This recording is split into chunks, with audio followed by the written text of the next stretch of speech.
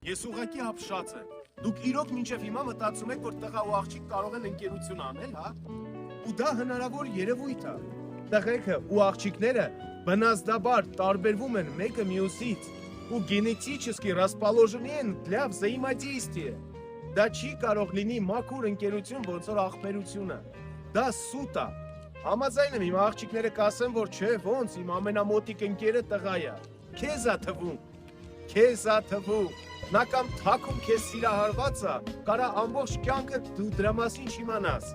Ինքը սպասում է, մի ծնգի վրա սպասում է հարմար պահի, որ դա բացահայտվի։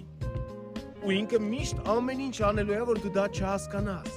Նույնն էլ կարող է հակառակը լինի։ Տղան էլ ձեզ է թվում, թե աղջիկը ձեզ որպես եղբայր է վերաբերվում։ Չէ, նա կարող է թաքնված ձեզ սիրում է։ Մեկը բնազդը դրանից բարձր է լինում։ Դա սուտ է, դա հնարավոր չի։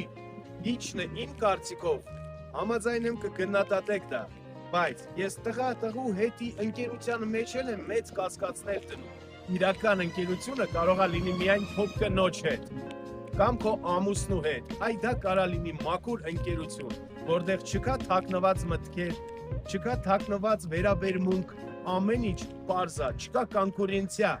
խորհուրդ կտամ փորձել ընկերանալ ու նենց անել, որ ամենակո մոտիկ ընկերը լինի քո զուգակից։